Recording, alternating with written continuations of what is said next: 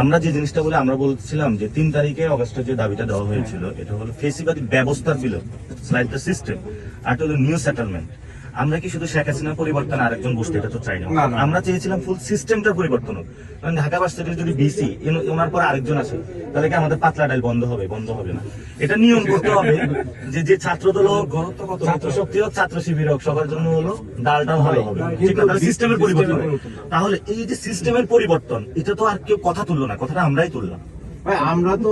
আমরা ছাত্রদল করি, আবার বিএনপি নিজেরাও তো চাইতেছে সিস্টেমের পরিবর্তন করতে। ওরা চাইতেছে যে ছাত্রদলের প্রতি আমরা সহমত।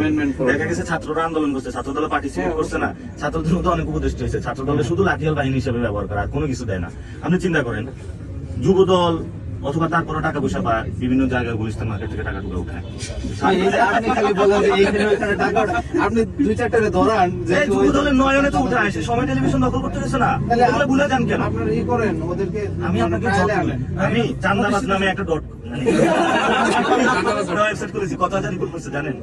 11,000 রিপোর্ট করেছে, 11,000 রিপোর্ট করেছে, এবং প্রত্যেকটা রিপোর্টে বলতেছে যে ওদিকে এগুলো আপনারা এভিডেন্স নিয়ে ডকুমেন্টেড করে আপনারা। ভাই এটা আপনিও জানেন যুবদলের কি কেমনে চলে। কারণ আমি প্রথমে ছাত্র দলে ক্যাম্পাসে গেলাম, তো বললাম যে ভাই আপনারা কিভাবে চলেন। আপনি জানেন অনেক ছাত্র দলের ভাই যে হলো কারণ বাজার হলো ওই যে মাছের যে ডালাগুলো আছে না, হ্যাঁ, এগুলো হলো এক একজনের এক একটা আছে। এবং এই ফুল মার্কেট থেকে আপনার মনে হয় চাঁদাবাজি করে না কেউ? এখন আপনার এইগুলো যদি কেউ না বলে, হ্যাঁ বলতে আমি তো বলতেছি, ওটা তো আমার বলে আপনারা তো যেতে চান। ছাত্র দলের মধ্যে অনেকে ভালো আছে, লাইক ইউ, আপনার মতন অনেক ভালো লোক আছে। আপনি কখনো প্রেসিডেন্ট সেক্রেটারি হইতে পারবেন না, কেন জানেন? আপনার একটাই দোষ, আপনি ছাত্র দলের ভালো মানুষ। এই এক খোড়া যুক্তি সবাইকে দেন ভাই, এটা তো এক খোড়া যুক্তি না ভাই।